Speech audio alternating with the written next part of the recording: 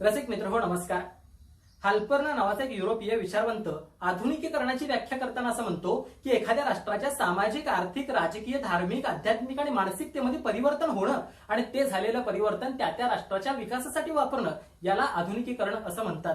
मग मित्रांनो, आम्ही म्हणतो की आमच्या राष्ट्राचं आधुनिकीकरण झालं, पण नेमकं याच आधुनिकीकरणाचा माझ्या तरुणांवरती नेमका काय परिणाम झालेला आहे याच्यावरती माझे विचार मांडण्यासाठी तुमच्यासमोर उभा आहे. नमस्कार, मी अक्षय मारुती इळके, इचलकरंजी, कोल्हापूर येथून अकोला एक्सप्रेस न्यूज यांच्या वतीने स्वातंत्र्य दिनानिमित्त आयोजित ऑनलाईन वक्तृत्व स्पर्धेमध्ये माझा विषय मांडतोय, आधुनिकीकरण आणि आजचा तरुण.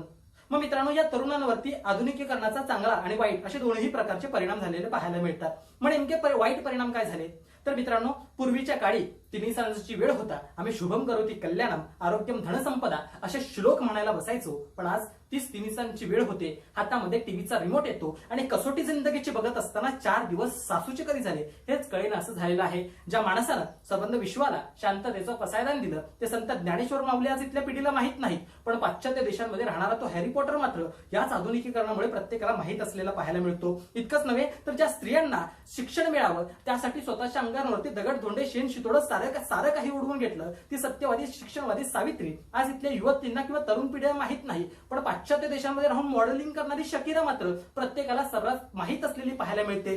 तुम मुझे खून दो मैं तुम्हें आजादी दूंगा असे म्हणणारे सुभाष बाबू आज मला इथे दिसत नाहीत, पण अगर तू मेरी नहीं हो पाई तो मैं तुझे किसी और की भी नहीं होने दूंगा असे म्हणणारे नवीन तरुण या आधुनिक जगामध्ये मला पाहायला मिळतात. ही खऱ्या अर्थाने वाईट परिणाम या आधुनिकीकरणाचे झाले. इतकंच नाही तर मित्रांनो, आज अनेक पॉर्न साईट पाहून आज आमच्या तरुणांच्या मनामध्ये समोर एक स्त्री आहे, ती फक्त स्त्री म्हणून तिच्याकडे न बघता एक मादीच्या नजरेने अनेक तरुण बघताना दिसायला लागतात. इतकंच नव्हेच तर अनेक मुलींचे या टेक्नॉलॉजीचा वापर करून वाईट MMS बनवून त्यांना ब्लॅकमेल करण्याचं काम सुद्धा आज अनेक तरुण करताना दिसतात. इतकंच नाही तर मित्रांनो, याच्याही पुढे जाऊन आज जर खरा कुटुंबांचा विचार केला तर पूर्वी कसं एकत्र कुटुंबामध्ये आम्ही राहायचो, पण आज मात्र याच आधुनिकीकरणामुळे घरामध्ये आई वडील सुद्धा अनेक तरुणांना जड झालेले पाहायला मिळतात आणि त्याचमुळे अनेक शहरांमध्ये मोठ्या प्रमाणात वृद्धाश्रम सुद्धा वाढताना दिसायला लागतात. हे सगळे याच आधुनिकीकरणाचे झालेले वाईट परिणाम आहेत.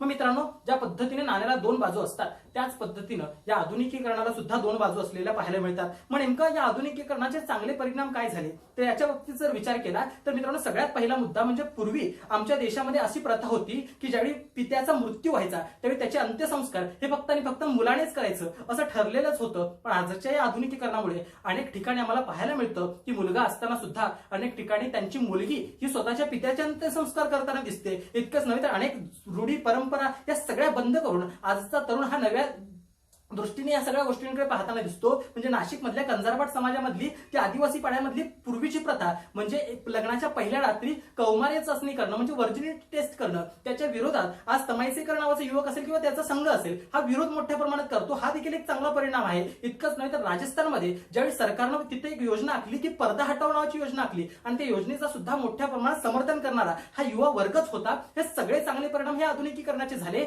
आणि इतकंच नव्हे तर राजकारणाच्या बाबतीत जर विचार केला तर आजपर्यंत आमच्या देशामध्ये फक्त आणि फक्त एक धार्मिक मुद्द्यावरती किंवा एखाद्या महापुरुषाला पकडलं की निवडणुका पार पडायच्या, एखादं मंदिर बांधलं की निवडणुका पार पडायच्या. पण मित्रांनो, आता मात्र जर दिल्ली विधानसभेचा विचार केला तर गेल्या 10 वर्षामध्ये दिल्लीमध्ये फक्त आणि फक्त विकासाच्या मुद्द्यावरती निवडणुका पार पडतात. आणि हा सगळा क्रांतिकारी बदल फक्त आणि फक्त तिथल्या तरुणांमुळे झालेला आहे आणि हा आधुनिकीकरणाचा परिणाम आहे हे आम्हाला मान्य करावं लागतं. इतकंच नव्हे तर आज आमच्या जिल्हा परिषदेमध्ये असेल किंवा विधान परिषदेमध्ये असेल, लोकसभेमध्ये असेल, राज्यसभेमध्ये असेल किंवा विधानसभेमध्ये असेल, मोठ्या प्रमाणात आज तरुण वर्ग मला पाहायला मिळतो आणि हा तरुण वर्ग नवीन आधुनिक विचार घेऊन गेलेला आहे आणि येत्या काळामध्ये त्याचा चांगला वापर आमच्या देशाच्या राजकारणासाठी सुद्धा होईल आणि हा देखील एक चांगला परिणाम या आधुनिकीकरणाचा आहे हे आम्हाला मान्य करावं लागतं. मित्रांनो, या आधुनिकीकरण नेमकं कसं आहे तर एखाद्या माचीसच्या काडीप्रमाणे आहे. जर त्याचा वापर आम्ही चूल पेटवण्यासाठी केला तर त्याच्यावरती अन्न शिजेल, आमचा उदरनिर्वाह होईल. पण जर त्याचा वापर आम्ही एखाद्याचं घर पेटवण्यासाठी केला तर त्या घराची राख रांगोळी सुद्धा झाल्याशिवाय राहणार नाही.